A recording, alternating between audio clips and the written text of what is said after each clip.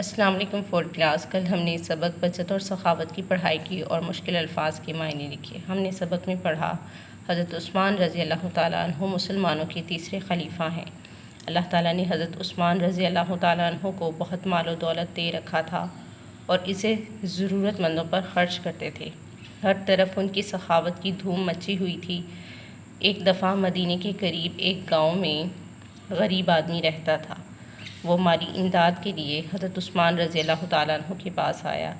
جب وہ حضرت عثمان رضی اللہ تعالیٰ عنہ کے ہاں پہنچا تو رات ہو چکی تھی۔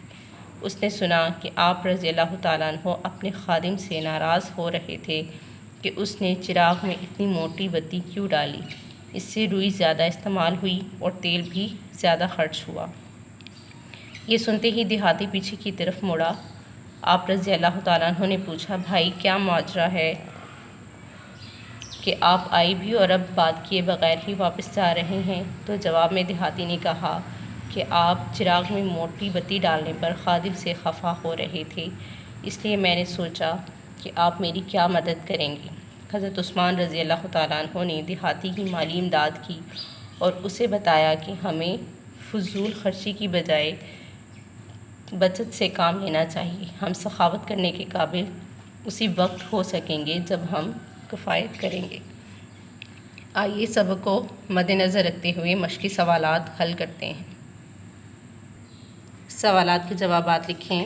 نمبر 1 الف، حضرت عثمان رضی اللہ تعالیٰ عنہ کی کون سی خوبی کی ہر طرف دھوم مچی ہوئی تھی؟ جواب، حضرت عثمان رضی اللہ تعالیٰ عنہ کی سخاوت کی ہر طرف دھوم مچی ہوئی تھی۔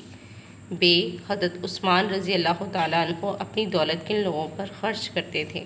جواب، حضرت عثمان رضی اللہ تعالیٰ عنہ اپنی دولت اور مال ضرورت مندوں پر خرچ کرتے تھے۔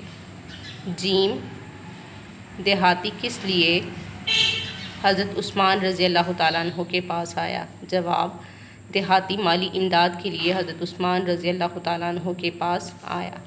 د، حضرت عثمان رضی اللہ تعالیٰ عنہ کس بات پر اپنے خادم سے خفا ہو رہے تھے؟ جواب، حضرت عثمان رضی اللہ تعالیٰ عنہ اپنے خادم سے چراغ میں موٹی بتی ڈالنے پر خفا ہو رہے تھے۔ ہ، ہم سخاوت کے قابل کس وقت ہو سکیں گے؟ جواب، ہم سخاوت کے قابل اس وقت ہو سکیں گے جب ہم کفایت کریں گے۔